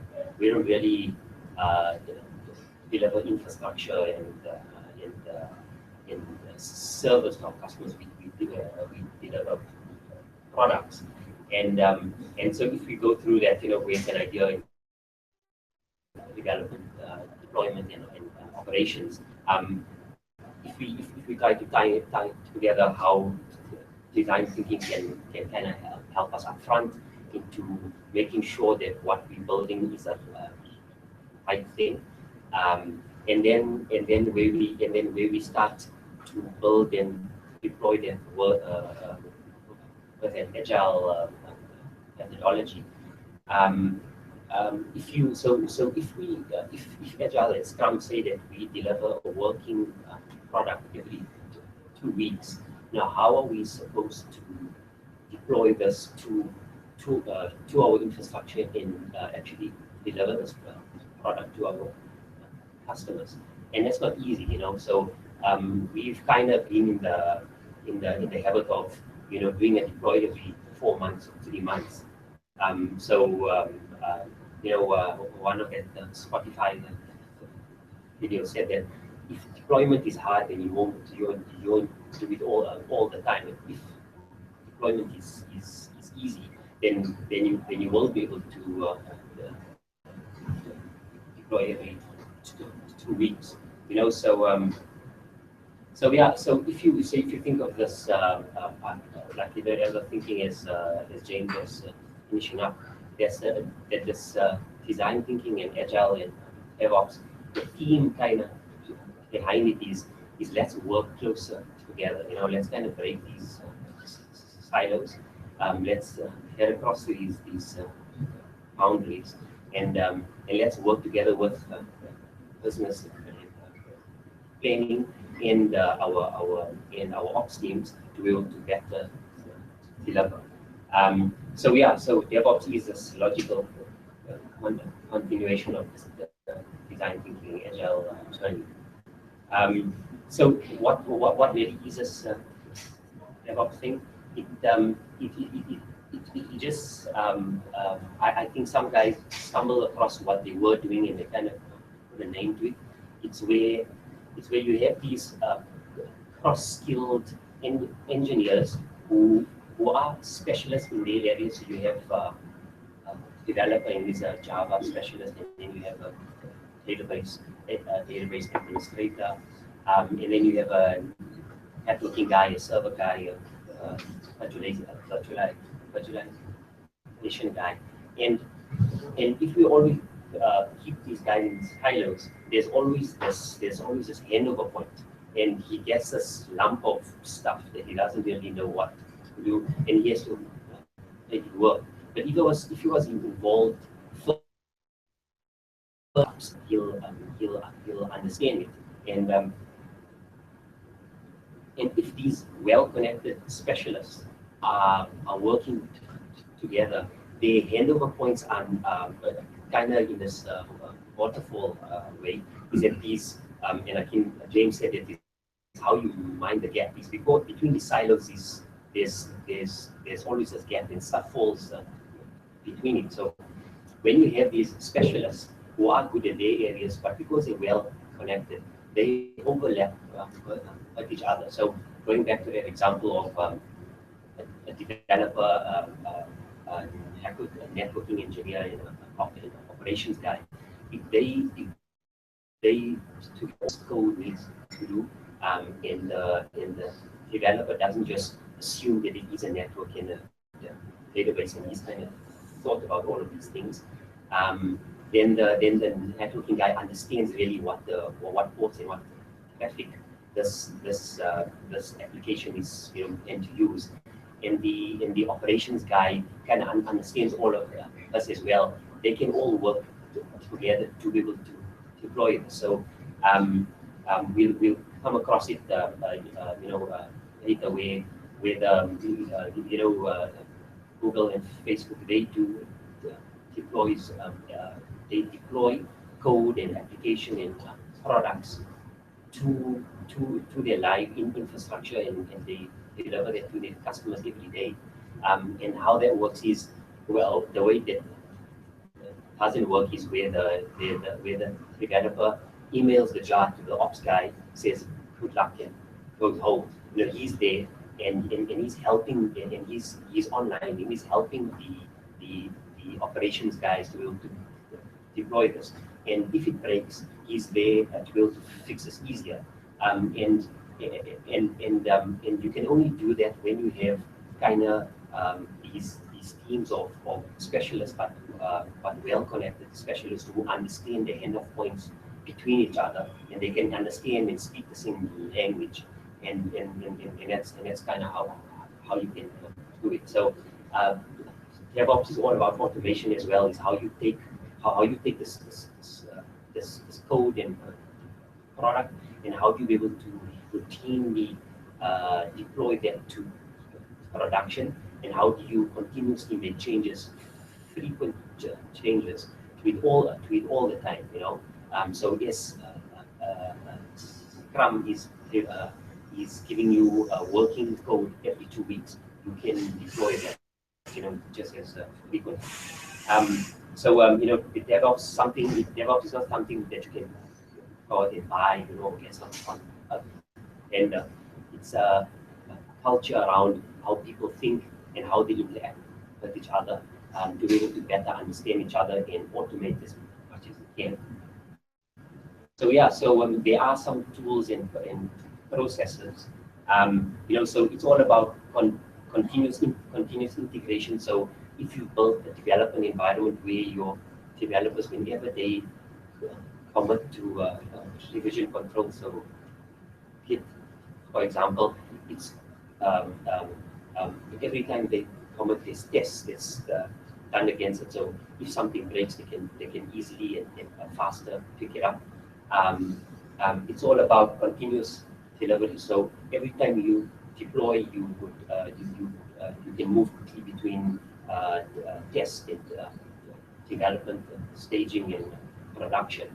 And then once it's in production, is how do you continuously update this?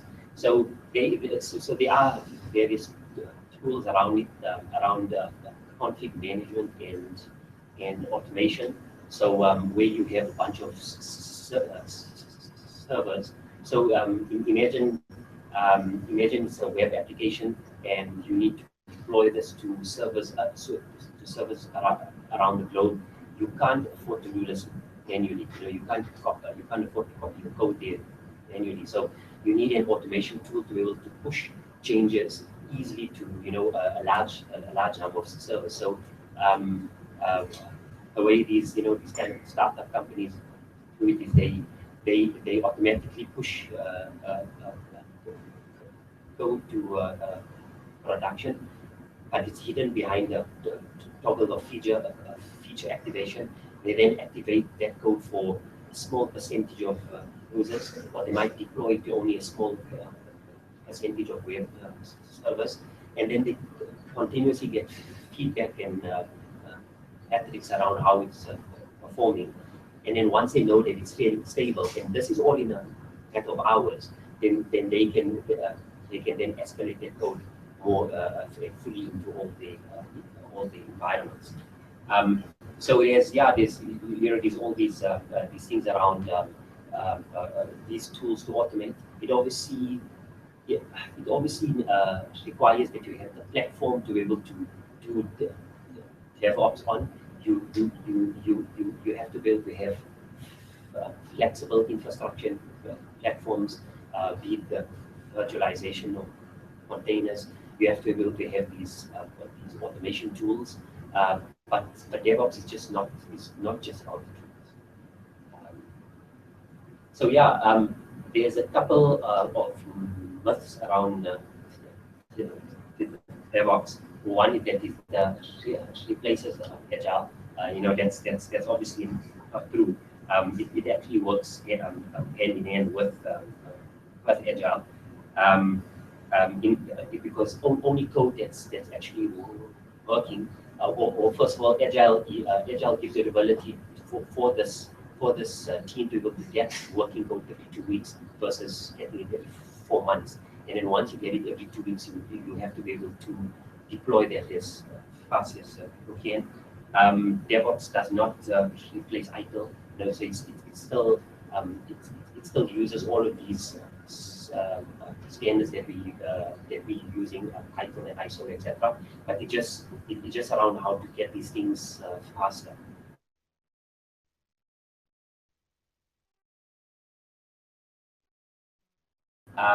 There's more focus on dev, and that means your developers have to deploy this application, and they have to fix it. It's more about closer working team around sharing knowledge, and when things we will fix this. DevOps is not only for that. Yes, we are in on certain open source software very is easily managed and is well known config files. And these automation tools that I've been speaking about, Puppet and Ansible, they can easily manage these config. It's any application that kind of does externalize. You can then easily manage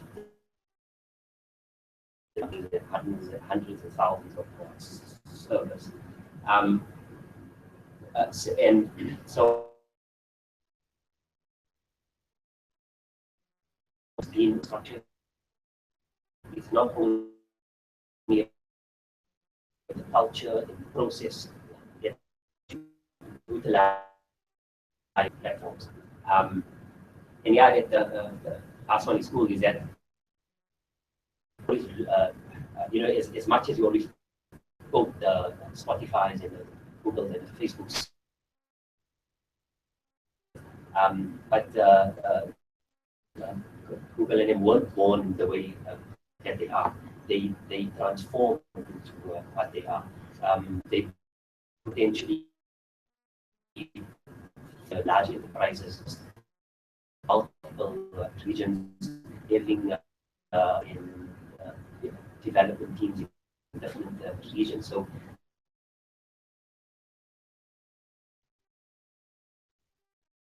they do this.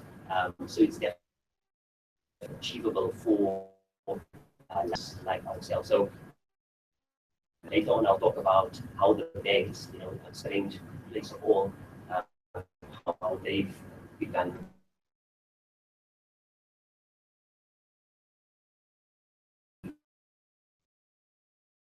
We are in this this definition of specialist, but closely linked specialist. So if you take additional systems administrator in our world,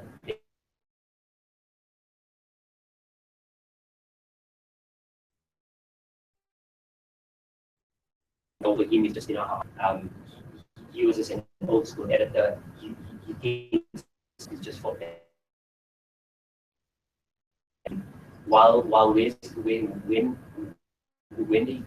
engineers get to play further up and down the stack and wider, they get to use more in complex programming tools. So DevOps adapting policy is something that I think Facebook and Google have. It's a site reliability engineer. So they're not calling them system.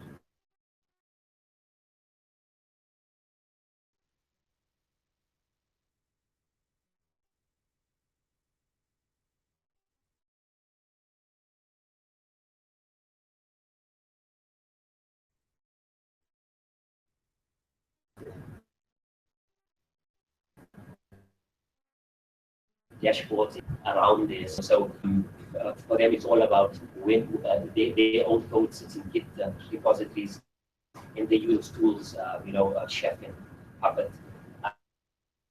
And it's all about moving further up in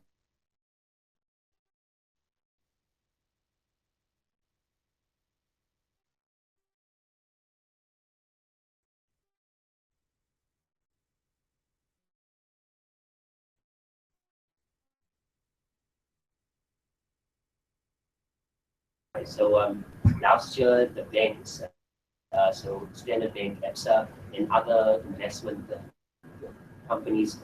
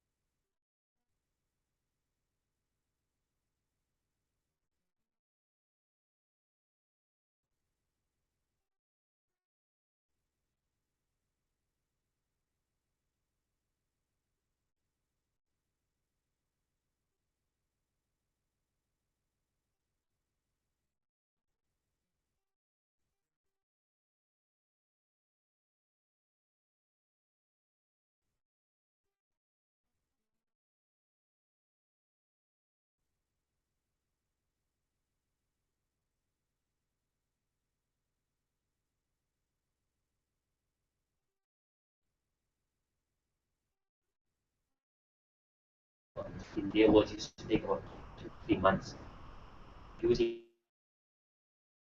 culture of DevOps. They could spin up a new interest rate environment. He tests his code with live or with a copy of live data in a matter of hours. So they were using Chef VM, copy data over, even make firewall and routing changes for this new instance, and let the developer get access to it. So the banking industry is obviously not known for its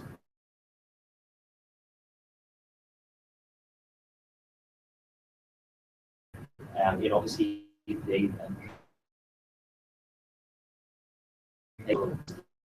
smaller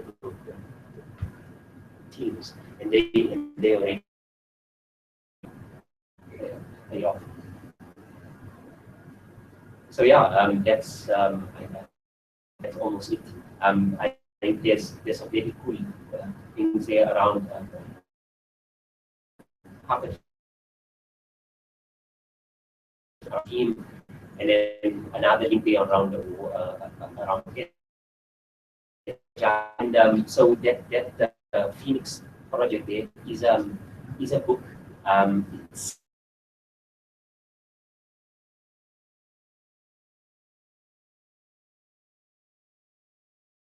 It's is of a fast-paced. If anybody has read Goldratt's a goal and his things, they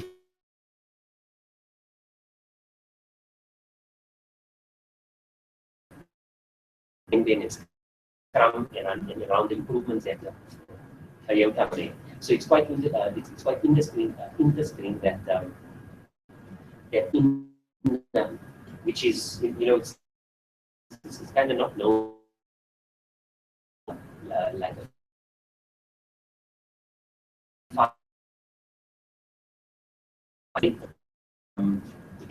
they were often faced how to their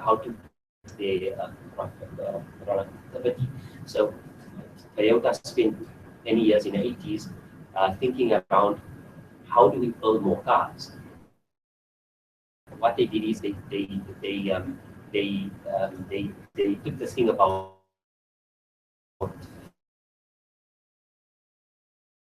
showing everybody how much things we were working on now, and once people see that what's happening, they can then identify things that are slowing them down. And once you have those constraints, you can then optimize. So they also use Kanban, which is visualizing it, and this Phoenix thing is about taking all the manufacturing and in Scrum where we deliver everything in 2 weeks, in 2 week components. That's something that they learned from Toyota around reducing the batch size. So they would often have a batch size of engines, and in this one machine.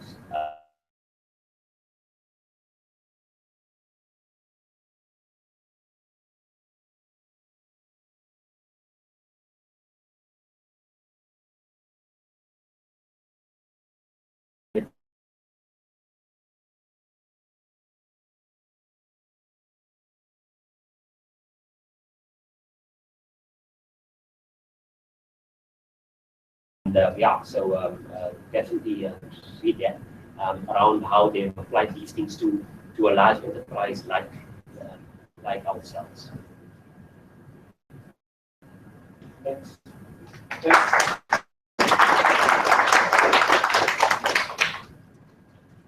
Thanks, Yusuf. I think my takeaway from this is that it's how we're gonna embrace DevOps and make it our own. You say it's a culture. Can you expand a bit on that? Around guys who don't want to live operations team and just look after the number of services, just make sure it's up. On the excitement. Could I maybe give a real world example of what's going on right now? Currently, we've got the two teams, we've got operations and development.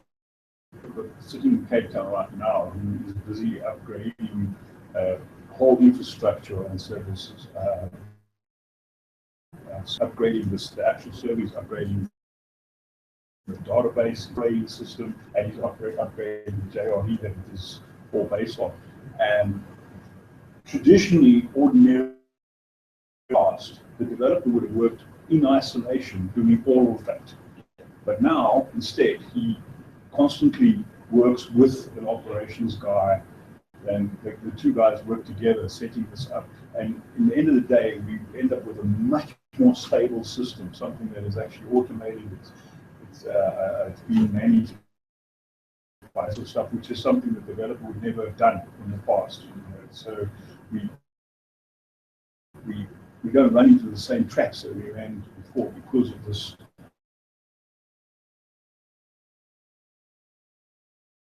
And that's going on right at this moment. How do you share the responsibility in terms of your, as an example, your and I'm going into like your job description here, since you are in operations. Michael is working with the guy from planning. They are in this continuous. Do you find a situation where the responsibility is doesn't have a boundary or boundaries, or how do you? That's a difficult question to answer in a way, because we are in a bit of a flux situation. We're trying to find our feet still in many ways. There is still a lot of the traditional mindset that's in place. So developers sort of go, and the ops guys going, hey, that's code. I don't want to do that. So we tend to sort of, but at the same time, it's you do what you're best at. If you when you're tackling the work at hand, you do the job that's in front of you. You look at it and you say, look, this is what I'm good at. This is what I can do. Let me take responsibility for that portion of it. And I don't think, we're moving away from having this is my job, that's your job. Exactly. This is our job. Exactly. For me, it takes away this throwing the ball over the court and saying it's your problem, you're throwing it back and say, no, it's not your problem. For me, that's the. Yeah, I think I can add to that. I'm a big fan of DevOps because it lets me interact with people. Yeah. I used to sit in my little dark corner down in the basement and That's where you want to only email people and they just stop working. So what happens when you do DevOps right is distrust goes away and trust comes in. After a while, the operations guy, that's me, would work with the developer and you establish trust. There's nothing unusual. This is what people do all the time. And after a few iterations, Colin and I figure out what are our respective strengths. And if he has some knowledge of operations and he wants to be a part of my job, well, that's okay, we will do that. And if it goes right, we both share the glory. And if we made a mistake, then we made a mistake. A finger point. Exactly, yeah. It's a case of, oh, that didn't work. Okay, let's tweak it and try again. And turn around to get things done becomes so much better and faster. It becomes a case of I can deploy your patch for 3 o'clock today, not next week in August if we have the right form. And the red tape goes away. Increases. The trust increases. Why should just play you?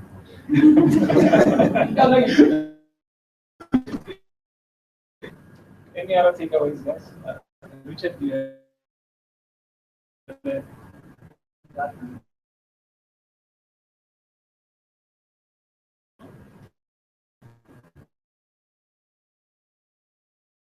In terms of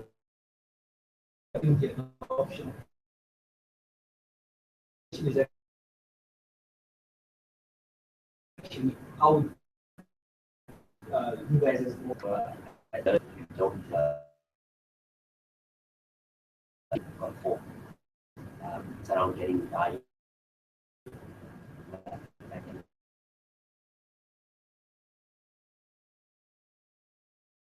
Make mistakes in that. So yeah, it's not early. It's not something that you. I can just comment on that.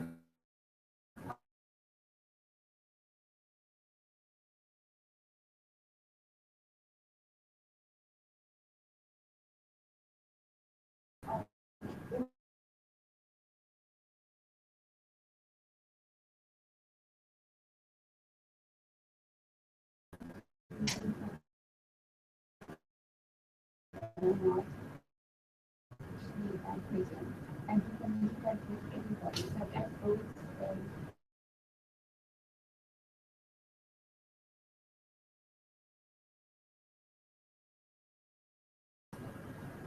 okay?